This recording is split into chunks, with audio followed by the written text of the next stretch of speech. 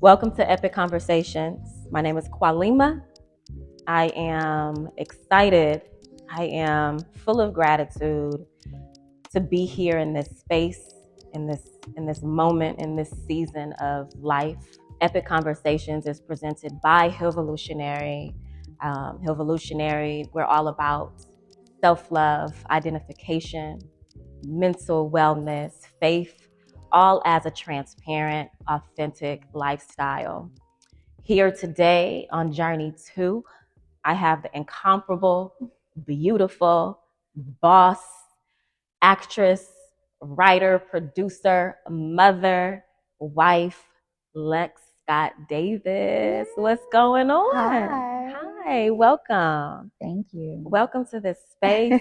I'm just really happy to have you here. I'm happy you asked me. Yes. This is such a sacred space, It and I feel is. that for It you. is. So I want to make sure I honor that for you. Thank you. Yeah, Thank you. This is a absolutely. sacred space. I'm going to just keep it 100. I've been a fan for a long time. A long time. I always admire women who I see carry themselves with a balance and like a gracious balance, especially in fields such as the entertainment business and just, taking charge of their life. And what I have found out about self-love, identification, and mental wellness, where we live in this space where it is overpopularized. Everybody's talking about self-care and self-love. But for me, when I see someone who carries that essence, I'm like, oh, what are they doing?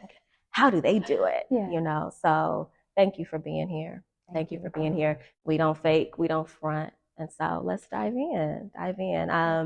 One topic that I'm just all about, I've always considered myself to be a self-love advocate.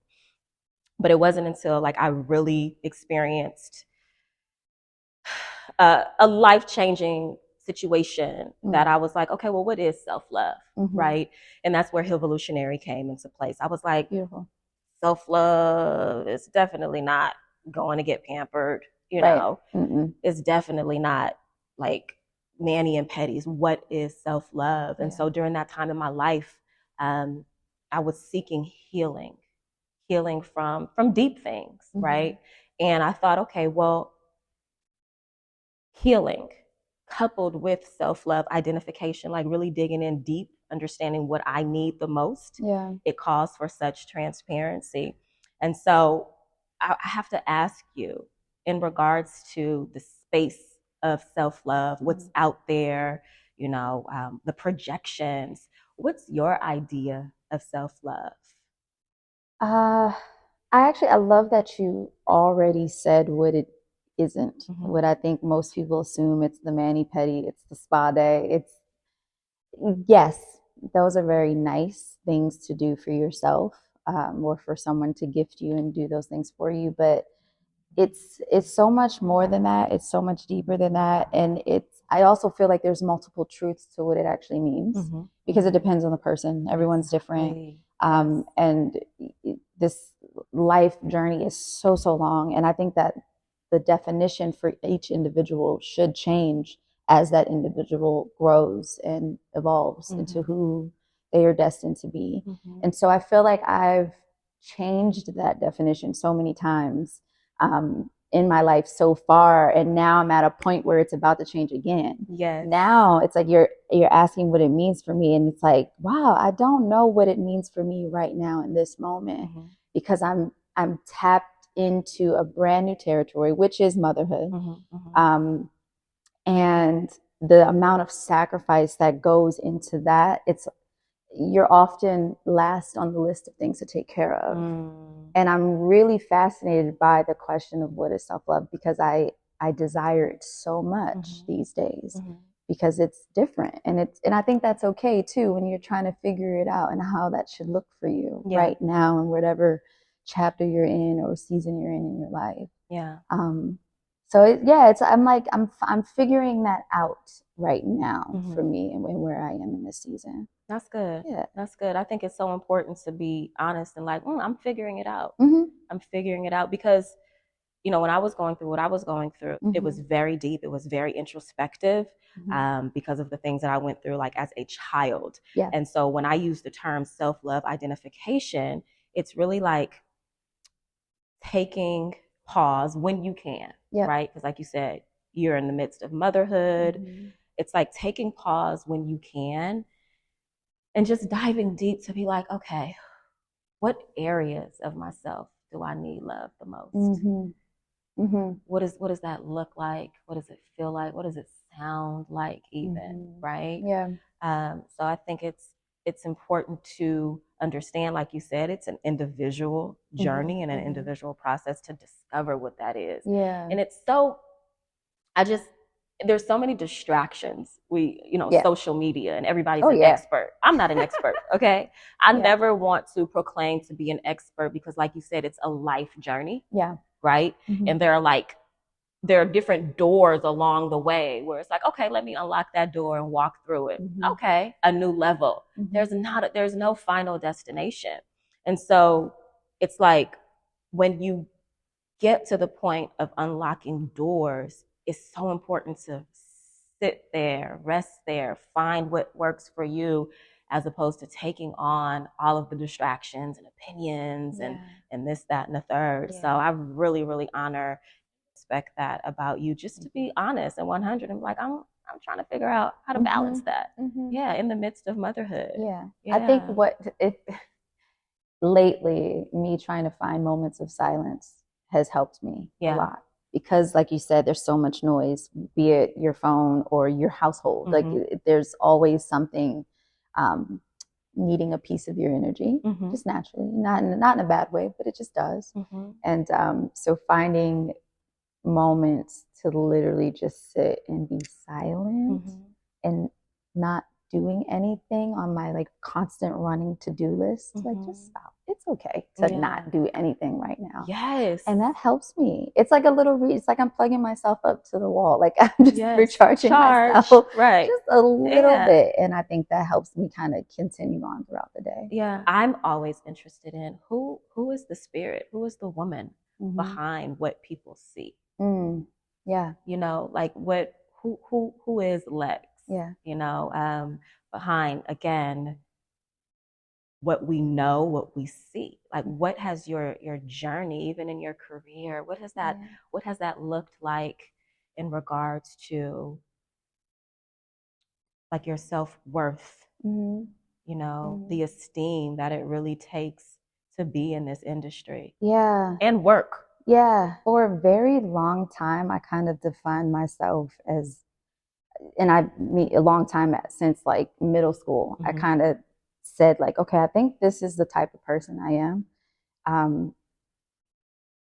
Two things: healer of mankind. It's also the meaning of my name. And I think when I discovered what Alexis means, I kind of was like, okay, I can identify with that. Healer of mankind. And such, from a small age, like I always was, I wouldn't consider myself popular, but I did have a lot of friends. And I kind of was that person who stepped up for people getting made fun of or getting bullied, because I was like the cool, neutral one. Like I always kind of defended people, or saw the person sitting in the corner that needed some sort of help or just attention. And I kind of been like that since I was a little kid. And so as I'm growing up and I have that in the back of my mind, it kind of naturally went into the workspace too. And I think it's just because I'm a creative person. Creative nomad seeking enlightenment is always like a phrase that comes up in my head too. So that was something I wrote a while ago about myself, a creative nomad seeking enlightenment. So if I'm taking these two phrases and they're kind of in the back of my mind all the time, I can't help but to put myself into environments, roles, situations, communities where I can be of some sort of service to somebody. Service, yes. Everything I do has to have intention. And it doesn't have to be a big deal. It doesn't have to always be deep, but it has to be bigger than me. By far, like it has to be bigger than me. Somebody has to see this thing or watch this show or experience this conversation and feel like they received something from it. I love what your name means. Thank you. I didn't know that's Thanks, what Alexis means. Right. Thanks, Mom. I didn't know that's what Alexis means. Yeah, my name is a made-up name. 80s. It's a beautiful name. Thank you. 80s baby. My parents were young, like teenage parents. Yeah. And so I've done a lot of research on what Kwalima means, and I haven't really come up with anything. It's not Muslim. It's not Arabic. But my mother tells me it means love. Okay. So I'm going to go and with that. that's what it means. I'm going to go with that. That's what she meant it for it to be when she made it. So. For sure. So you mentioned something about like community. Yeah. Having a sense of oneself and a sense of self-love, even if you haven't figured that out, it then allows you to like cultivate what works for you. Cultivate and surround yourselves with people who not only that you vibe with, but just people with intention.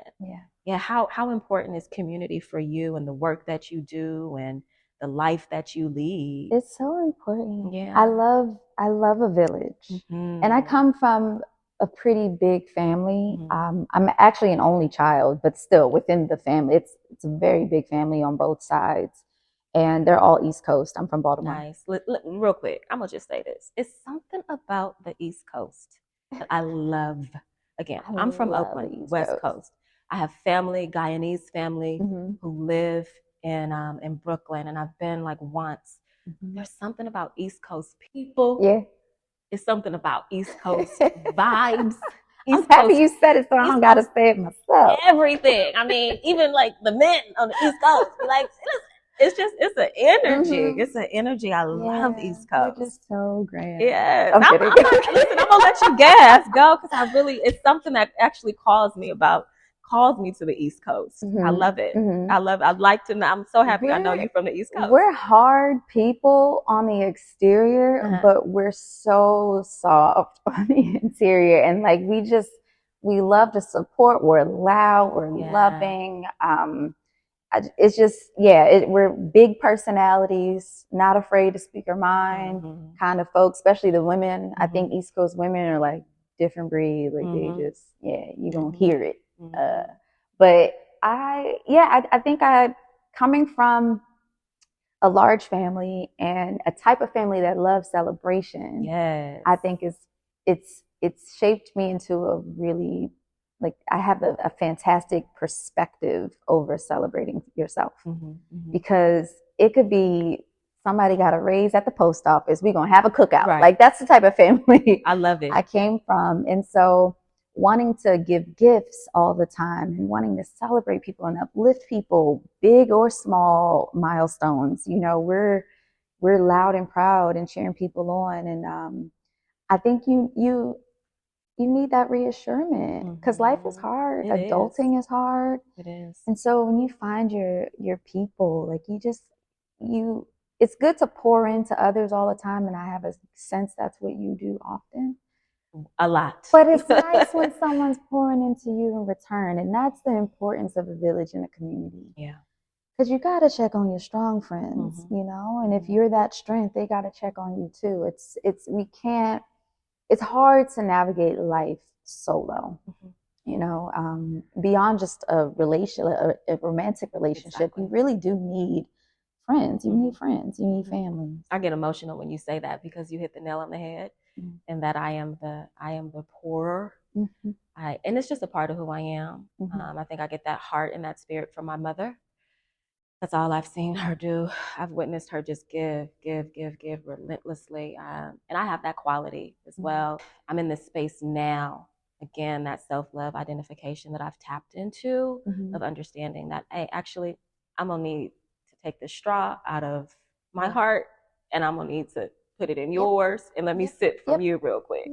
Let me get a couple shots from your heart. And what's the hardest thing about people like you, because I can identify that as well, is it's hard for us to ask for help. So then we'll be suffering in silence. And don't tell nobody that we actually need, like, can I borrow 5 minutes of your time to just spill all of this on you? It's okay.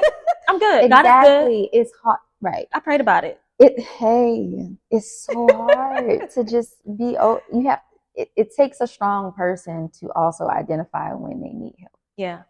It's a hard thing to do. I've had to dismiss myself from relationships that weren't serving me.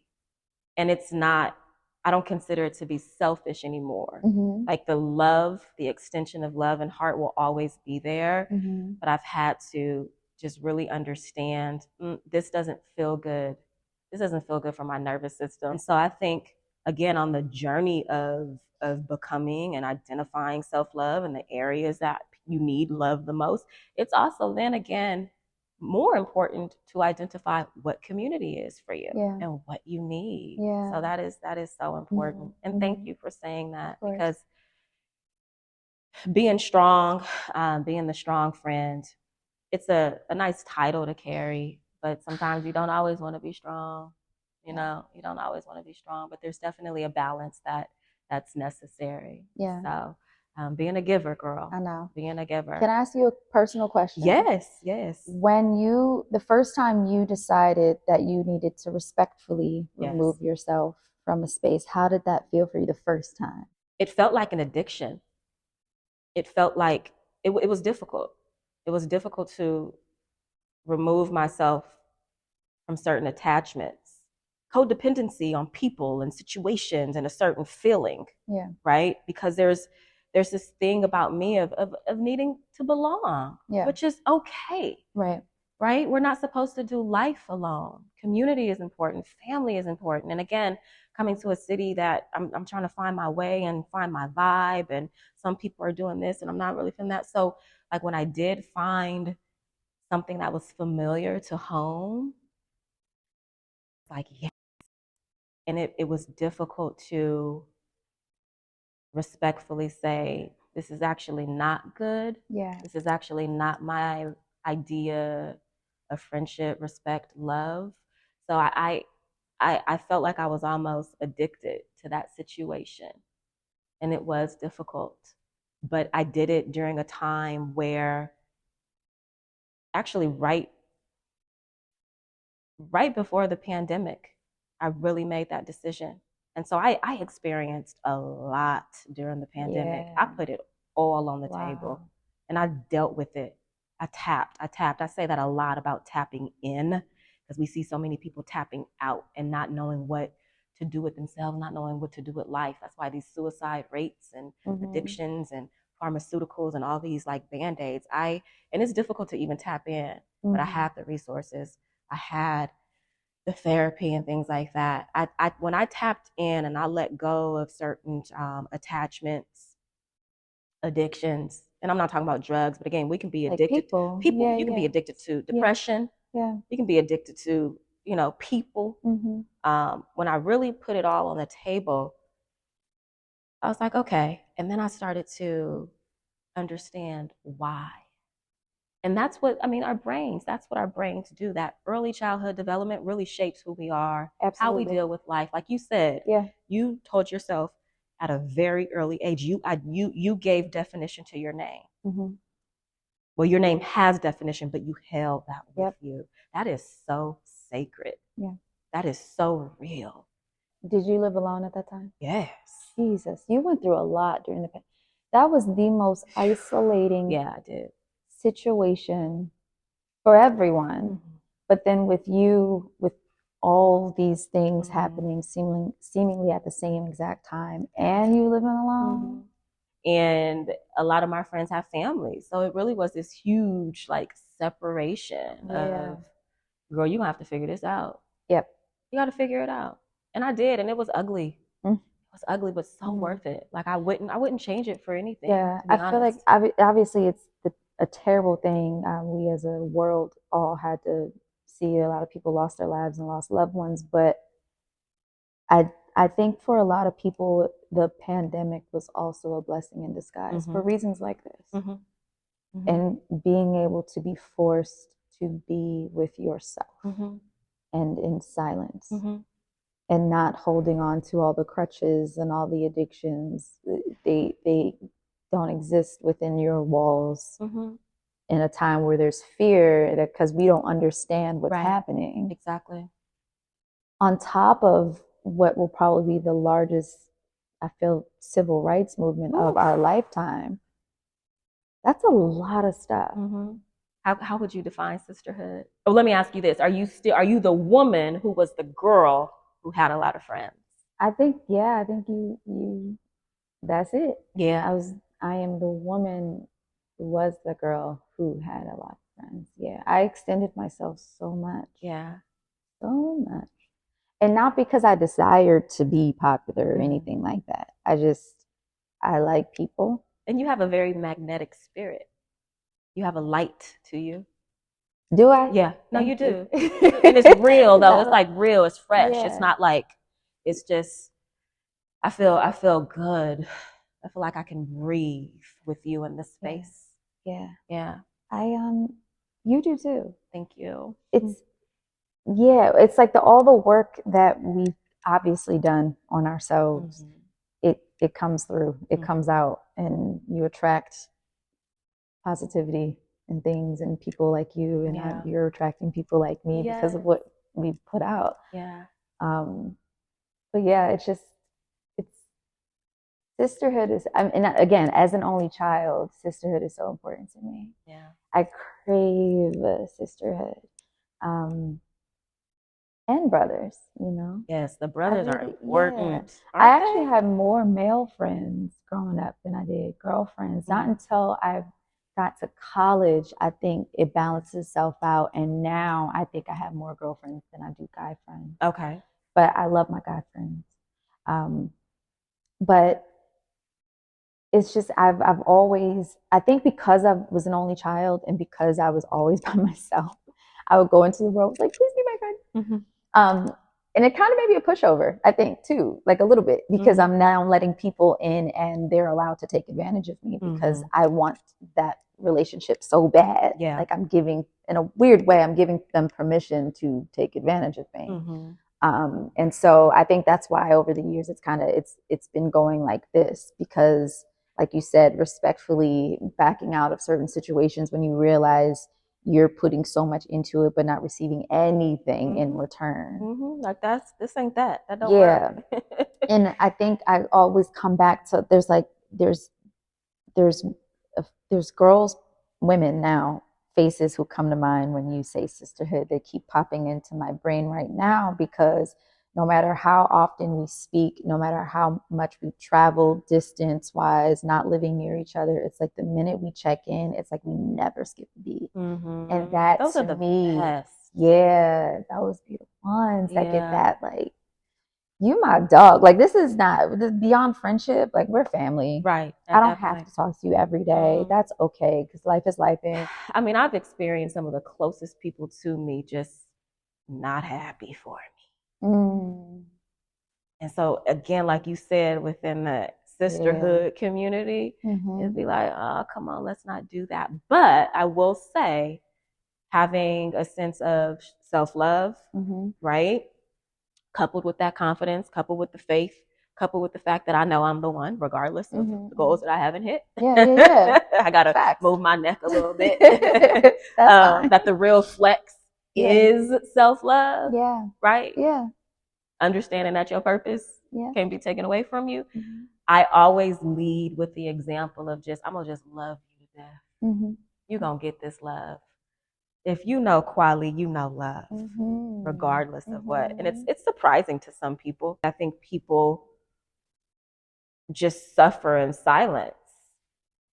And so I always want to be the light, the spirit, the friend, to set the example of the tone of love, regardless if you want some BS or not, or if you're unable to communicate how you really feel, or if I feel, I'm a feeler. So if I feel something off in your energy, your demeanor, or if I expect something now from a friend, I'll be like, hey, actually, I expected a little bit more acknowledgement, or I didn't feel good about XYZ. Wow. I'm that person because I feel like if we lead that way, then we shift the atmosphere, the relationship, and we just provide the seats to be like, come sit down. You create a safe space to be honest. Exactly. And so many people are scared of that. Me, for one, I'm working to that point. Like, I think I am often not wanting to hurt anyone or be misunderstood, because not everyone can receive that. Right. And but when you lead with it, you are creating a space like, oh, okay, this is that friendship where we have that dialogue. She gonna keep it real. If she don't like something, she gonna let me know in a nice, calm, respectful way. And it doesn't have to be this catty thing. It can just be, you know, a moment of transparency and nothing more, nothing less. Communication. Yeah. Communication is so underrated, and it's so important. It's like the key to everything, no matter what you're doing in life, like communication, basic communication. And I grew up with, you know, peers and family members. I'm very sensitive. I am a Capricorn in every sense of Capricorn. Okay, I'll be Capricorn. Okay, I'll be Capricorn. I'll be Capricorn. And my levels of sensitivity are trill. Yeah. But I've learned how to balance them and not judge myself. Like growing up, it was like, girl, you too sensitive. Stop crying, stop this, stop that. But now that I've learned how to channel it, it allows me to create the space for sensitivity, for the sisterhood, the community, the conversations. Because I'm like this, if we can't have transparent conversations, like as we're growing and reaching and developing and having children or building companies or just living life healthy, a tribe, if we can't have like those gritty, difficult conversations, truth, then what is the point? Nope. What's the point? What's the point? Yeah. And so that's important. I love that.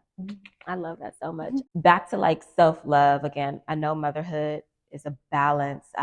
What are you doing in your life now, other than working out? Because you look amazing. That's I mean, thank you.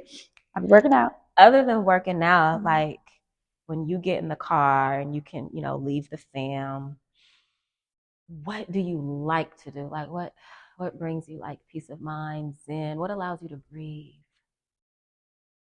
When you say car, like that's actually it. I love long drives. I love driving, and I like listening to really loud music. Yes. That brings me What joy. kind of music? What kind of music? Everything. Okay. I make playlists and the whole thing. Like I'm really into it. I had a brief moment a few years back DJing. I probably will get back into that. Yes. Once my kids are a little older and I have time to focus on it. But I love music. Okay. I was a dancer. Okay. The majority of my life. So music's kind of just just in me. It's in your blood. It's just in me. And again, I come from a partying family, so that it just. I don't know. I love listening to music. I love getting through a whole album. Okay. Driving by myself, karaoke in the car. Yes. That brings me joy. Good. Yeah, little stuff like that. It doesn't take me much anymore. Yeah. Honestly. Yeah. When I first had my son, who was right in the pandemic, he was born in 2020. When I first got a nanny, I was like, okay, I got some hours. What do I do with them? Like, I didn't know what to do. And literally the only thing I could come up with was going to Whole Foods and sitting in Whole Foods parking lot.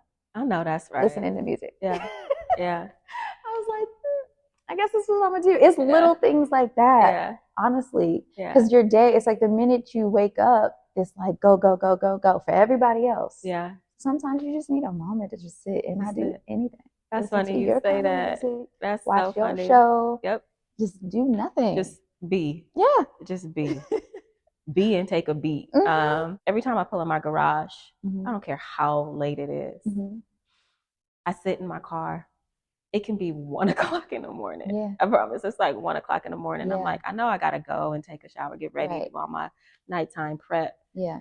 I just take a beat in the car. And what I've realized is like, oh, that's your release from the day. Yeah. Before you even go back into your house. Yeah. Something about the driveway or garage sitting in the car thing. It's universal. It's a lot of people that do that. Yeah. My husband does it too. Okay. Yeah. He'll so just I'm not be the in only there. One. Just in there. just release. And it's a car you probably like because you bought it. Right. So you're like really into this car. It's a nice environment. You got the interior you like. Right. You know, why not sit in that thing? Right. Outside of being in traffic or hustling to get to A to B. Exactly. Enjoy your car. Enjoy the car. Enjoy the release. I love that. I love that. So the actress. Yes.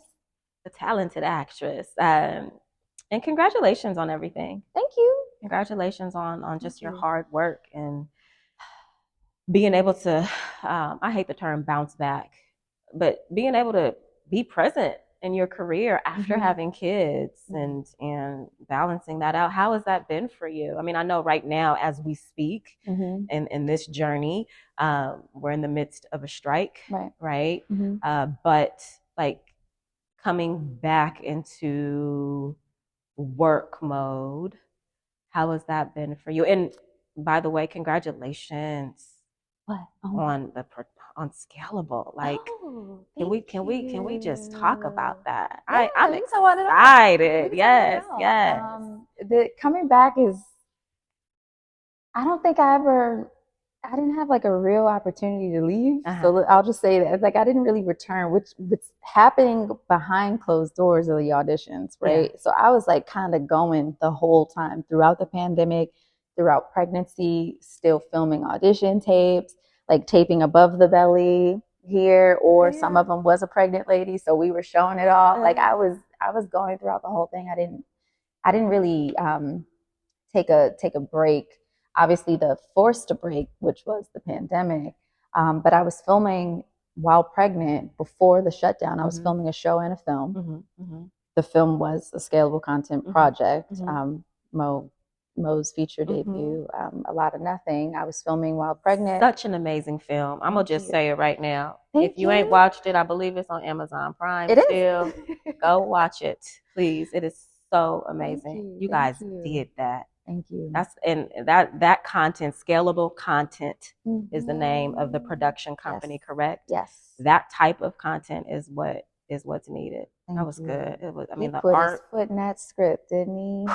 It was so good. The script, the direction, all Mo. I was just there to just service the story. Yeah. It was fantastic to be a part of that project. And so that started right before everything shut down. So I was doing that and a show for ABC at the same time, pregnant. So half of the movie, I was real belly. And then we got shut down for, I don't remember how many months exactly, but by the time we went back, the baby was already born. He was probably, I don't know, maybe 5 or 6 months. So the second half of shooting was all fake belly. So it started as real belly, ended up being fake belly. But it was like, as soon as we could go back, I went back. I went back to that film and back to that show. I, again, am grateful for the forced sit down, though, because I had been telling my agents, like, as soon as the doctors clear me to work, I'm going back. I'm ready. It's 6 weeks down and da-da-da. I didn't know shit. The first 3 months, I was struggling with postpartum depression. So I'm happy I was not I wouldn't have been able to do it. I know now that I would not have been able to do it if I told myself to try to force myself to be back in front of somebody's camera with some lines memorized at 6 weeks. Some people do it. I'm so happy that I had to sit down, because that was... You needed that time. I needed that time. I really did. I really, really did. Like I didn't know what I didn't know. That was my first child. I didn't know that I would even experience postpartum depression. Yeah. You never know. Everyone's different. So I'm happy that by the time we went back, I had my footing. I had a little routine. We had a nanny at the time, and I'm so grateful for my showrunner on the ABC show at the time, Christopher Knopf. She's a fantastic boss. She was so welcoming to me into motherhood, getting me back to work. That's a blessing. They allowed me to have an additional trailer for my baby and my nanny. So I didn't even have to leave him. He came with me to work. And that was, I think, when you go through as an actor, as an actress, specifically after having a child, you have all of these thoughts like, oh my God, am I ever going to work again? Or I don't look the same. My body won't be the same. You have all these thoughts like it's old Hollywood. Like they're going to trash you after you have a baby. Like, no, none of that was my reality. Like, I was welcome. My baby was welcome. I got through my shooting, and when I take my break, I'd go in the trailer and be with my son. Like, it was... I couldn't have asked for a better experience in terms of getting back into the swing of things after having a kid for the first time. That's a blessing. I'm very lucky. Do you mind if I ask you, because I know it looks different for everyone, every woman, Um, and I don't have kids, but I hear about it a lot, and I know it's a topic. The postpartum, like. I'm no doctor, but to my understanding, it's your body's hormones trying to find its way back home. Okay. And that can create some imbalance on a chemical level. So obviously, a new baby can introduce a whole new set of circumstances for your lifestyle that's already a lot to take on. But then internally, your body is going through something chemically that you don't really have much control over. So that's why I say that it's different for everyone. You really don't know how it'll affect you. And some people aren't affected at all, and that's great. But that's my understanding, is that it can literally be a chemical imbalance. Just as your hormones change throughout pregnancy, and you go through different emotions and moods and hunger and cravings and smells while you're during the pregnancy. Once the baby has left that postpartum phase, it's like, okay, where do we belong? Where do we go? Everything needs to go back into place. Yeah. Like your uterus is literally moving back into a different section of your body. It's kind of bizarre when you think about it, and beautiful at the same time. But woman king, listen, it's a lot. I was so fascinated during the whole process of pregnancy that my body knew what to do without me being able to understand scientifically what it's doing. I thought that was so magical. Yeah. So cool. It is. Like, how does my body know how to make bones? You're making bones, and you made someone else's heart inside of you. And I have no idea how to articulate that into words, but my body knew how to do it. And so it's so wonderful when you think about it on that level. Like, so fascinating. You made someone's heart inside of you. I love that. Yeah. That's deep. I like that. Yes. A bar. I was telling my mom, I was like, God is the greatest powerful scientist of all time. Because there's often that debate of like religion versus science. And I'm like, it's all the same. It's all the same. Yeah. Like, he is a scientist. This Right. is like just on a yeah. microscopic level, and how photosynthesis, I think is what it's called. It's like how he created that. Yeah. Like, what? It's I don't know. That's a whole different topic. But I think I'm really fascinated by that type of stuff, and that big debate that everyone's always debating. And I'm like, well, it's all the same. Yeah. It's really that spirit is separate than science. Yeah. Yeah. It is another topic, but I'm with you on that. I'm fascinated by every breath that I take often. I usually find myself at the beach, at the ocean. Oh. And it's just that the ocean, the vastness of the ocean. Yeah. I'm just in awe of. Right. And that's all science. Like, science can break that down. Minerals, erosion, this, that, the earth, the end of the earth. Yep. I took a ride with a friend of mine some years ago during Christmas time, back up to the Bay Area, and we did the PCH. Beautiful. And I literally felt like I was on the edge of the earth. It was so beautiful. But again, all I could think of was God. It's God. Is God in all things. So yeah, that's beautiful. I'm happy you felt that with your first pregnancy. That's a blessing. Yeah. I loved it. I'm so into motherhood. I think if I had more time on my hands, I'd probably want to tap into doula work. If I had more time. Yeah. I had doulas both pregnancies, 2 different ones, but both pregnancies. I'm such an advocate for that. And then just understanding your body and motherhood on a deeper level, like beyond just what you could get in like a pregnancy class here or there. It's like, I'm so fascinated by it. And I chose to do natural births both times. My doctor was like, girl, you crazy. And I'm like, but I just really like it. That boss. I have a high pain tolerance, so I will say that. Like, if you know that you can handle pain, don't put yourself through it. But I just genuinely, I don't know. I think it's beautiful when women can do that. It's selfless, because you think about the baby. Now, listen, every woman can't do it because different complications, and I'm all for doing what you need to do when it comes to like pregnancy and epidural and birth. Right. But natural births are special. I always say that I want my whole tribe there. I want it to be like a spiritual like celebration. Come bring the baby down like Simba. Please do it. Yeah. Make sure you have a photographer and stand by. Right. I love that you feel doula energy. I'm sure at some point in your life you'll tap into that. Yeah, I don't know if I'd become certified, but I would love to,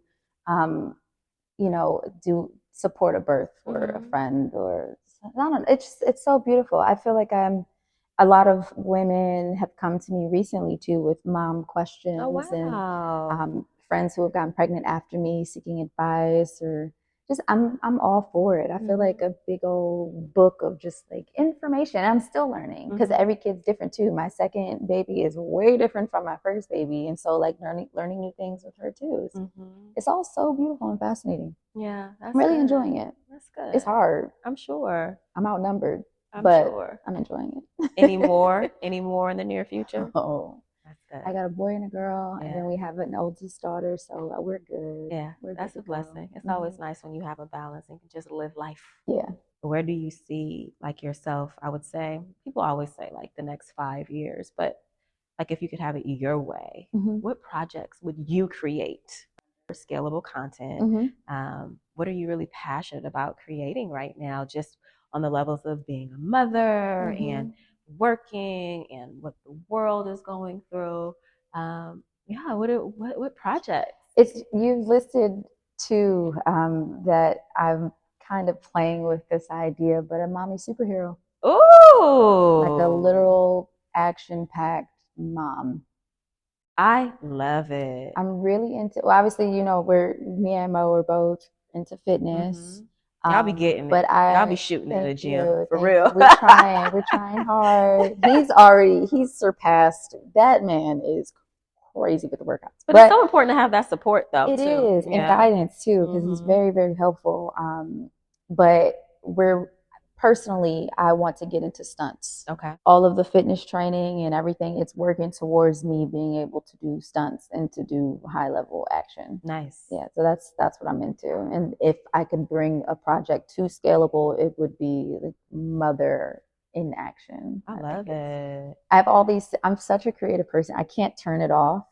And in terms of thinking about scenarios, so I'll be in the house and say Mo isn't there, and it's just me and the two kids, and I hear something, and it's like dun, dun, dun, dun. Like the whole thing just turns into, what if someone breaks into the house and I'm the mom and I have these two kids? What am I gonna do? And then it's like it just keeps spinning, and it's so cool because I'm like, we don't have a movie like that. Yeah.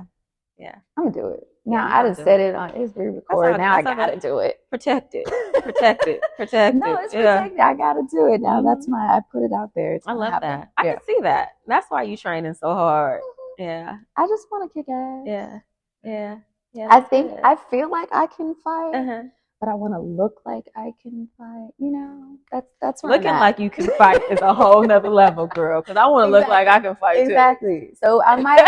I'm very close to wanting to do Krav Maga. Okay. I'm real close to that. I'm into MMA. Like I'm into that. I can see that for you. Yeah, in like a healthy, beautiful, enlightened way. Right. But I'm into it. I love that. I love that idea.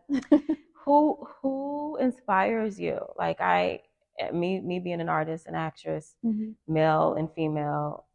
I love Denzel. I just love the way he's just always transparent and authentic. I mean, I can go on and on and on, but who's the actress who you just be like, that just gives you like that motivation? I feel like this isn't a crazy outside of the box answer. Halle Berry. Yes. Yeah. Yes. She's the one. Yes. It's so funny. Just the other day, I saw. She was just talking about, much like what we're talking about, like letting it go, having nothing to prove. Yeah. Like she's such a boss. She's so dope. Yeah. And her life of her body of work over the years has always been so diverse to me, and I love that. Like she's never just one type of thing for one group of people. Right. And I crave diversity in my work. I don't want to get boxed in at all. I want to try every type of role. I even want to be the scary possessed thing. Like I want to try, which she did, by the way. She did that. She did. Gothica, I think. Gothica. She was, yeah. But I'm just so impressed with her. And then just I mean, I don't know her, but what she puts out there about her personal life in terms of her fitness goals and her spiritual journey and seeking freedom and finding it. And then, you know, she's a woman in her 50s doing a movie like Bruised, which is her directorial debut, which was fantastic. So good. Oh, it was like that so was good. Fantastic filmmaking. It wasn't just, oh my God, Halle Berry about to do a movie, cute. No, that was filmmaking. Every element was. Yeah. And she trained hard and she did what she had to do to become that person for real. I know she has a stunt double and I'm familiar with her work, but most of that was Halle in her 50s. I think that is so dope. So cool. So I think that's someone I can look to, like, okay, she walked so I could run. Yeah, she's a boss. You know? She's a boss. When I think about the levels of discipline, like I journaled about discipline because I lack discipline in a lot of ways. I mean, I think we all do, just in, you know, full transparency. But when I think about discipline, what helps me tap in is discipline is self-love. Discipline is a form of self-love. Like it is to really, reprogram your mind to setting an intention and literally every day getting to that intention, right? Making progress toward the goal, but then also when every day doesn't look like your best, being like, okay, boo, it's okay, breathe. Right. We still move the needle a bit. That mindset to me is a mindset of self-love that one must have in order to like achieve such greatness, such level of work, such as, you know, Halle Berry or that fitness, like really becoming a character or, and again, that's across the board with anything that you do in life when it comes to greatness. And so again, that's why self-love is so important. Without self-love, you really don't have the foundation to do the things that one you're destined to do or like the things that you want to do, because it's really like a reconditioning of the mind, even if you grow up with like structure and positivity to achieve greatness. So many levels that you have to combat on a mental level. And when it's like when you love yourself or just give yourself that grace, it's like, okay, I got this. I got this. I got this. And the mental fortitude you need to even do more than the bare minimum just to get by. That part. Because you can, I mean, life could be easy, sure. Yeah, that's cool. Or do you want to be great and put the extra work in and read the extra chapter on how to do the thing and go to a class, making sure you put in the right amount of work in. Yeah, my trainer tells me that all the time because I'll be like, maybe like life is hard. Life is hard. But in the balance of that, I'll be like, yes, life is hard. Yes, this workout is hard. But give me a moment. Give me a moment. Let me reset what's good for me. Right. So it's just so many balances in this journey of just moving through and navigating through and wanting to be our best selves and healing and everything. I mean, there's so many levels to it. What would you tell like an aspiring actor, artist, just someone on their journey, right? Someone who looks up to you. What would you tell them about grace, about giving themselves grace as they journey through? It's hard. Giving yourself grace is hard, but necessary. You have to think about the end goal sometimes and let that be the motivating force for you to keep going. And grace, because time, you need to give yourself time. Most people we look up to have been putting the work in for so many years. Before you even knew who they were. Viola Davis is a great example of that. So that's where the grace comes in. As you are trying to go to class and you're trying to work on your craft, exercise the muscle, the tool, which is your body, which is your gift of trying to act, and you know, really allowing yourself time and knowing that if you don't get it right away, like no one did, no one got it right away. Right. You know what I mean? And I know it's being thrown around so much, but there's truth in the phrase of what's for you is for you. That's true. And as we actors specifically putting ourselves out there in front of the camera to be judged, that's literally what it is. Casting directors, their job is to judge you. Crazy, but that's the job. And understanding that it's just a job, and that it's not about the person, it's not about you, and to not personalize that and make it seem like it's a dig at who you are. It's really not about that at all. It's just that this particular thing might not have been right for you, and that's a good thing, because now you're freeing yourself up for the thing that is your thing. Yes. What's for you. And yep, what's for you is for you, literally. And that no that we might receive, we will receive so many no's, because there's so many auditions, right? You don't get all of them. You book the one, and that's the one everyone sees and prays. But all of those no's are leading you to your yes. Yeah. You have to keep going. Yeah. I feel like being an entertainer, being an actor, is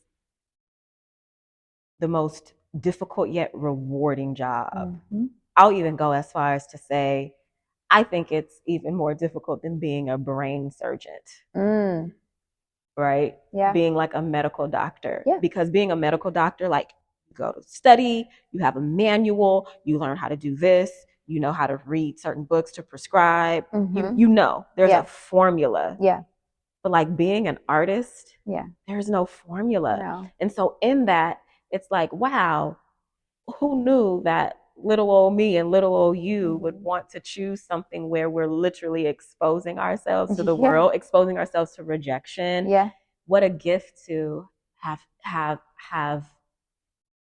not just the ability, but be in an industry where we have to love ourselves. You have to. And even when we can't figure it out, like, you have to keep going. You have to have that faith, right? You have to have you have to have heart. You got to have heart and integrity. Yeah. Like, what a gift to have a job, have a passion that really forces self-love, identification, influences it. I'll start from the beginning and why I wanted to have you in this space. It was me always admiring you from afar. Thank you. Really. Feeling your energy, knowing that there was something about you that I felt connected to, and now being able to identify the fact that we're both givers and lovers. And so, in how you present, how you carry, how you love, how you birth, how you create, I know that there are levels to that. And I feel as though you have gone on a journey. And like you said, you are now on a journey within your motherhood of identifying the next level of self-love. And so I consider you to be a Hillvolutionary. And so I thank you for coming into this space. I thank you for sharing yourself. I applaud you and all that you are and were and will become, not just from the outside looking in, but just really being able to have this journey with you in this space and feel your spirit. And so in that, I have a gift for you. Oh. This is for you. Lovely. Yes. Yes. This Thank is you. just a little token of my gratitude. Thank you so much. Now that you've been in the space that is Epic Conversations, and you know, would you say being in this space and understanding what Hillvolutionary is, would you consider yourself to be a Hillvolutionary? Absolutely. Yeah. Absolutely. Yeah. Loving the freedom to evolve and not needing to feel bound to something I once was. Giving yourself permission to grow. Yes. And change your mind. change your habits. It's a journey. Yeah, I love that. And I Yeah. love being a part of this with you. Thank and, you. and inviting me into this is very powerful, and I don't take it lightly. So I do appreciate you. Thank you. Thank you. And Thank thinking you. of me, because I was like, you called me and invited me, and I was like, oh, really? Like this, I told you this is my first time doing something like this, and so I'm honored to be thought of. Yeah. Well, thank you. Thank you for this journey. Thank you for this journey. I'm excited for everything that's to come, and thank you for being here. Thank you for having me. Come give me a hug. Thank you. Thank you, everyone, for journeying with us. Miss Lex Scott Davis. It was a beautiful time. Like I say all the time, our traumas are a gift healed. This is what this space is about. It's about being authentically present and just respecting your journey. And so stay tuned for more to come as you journey through.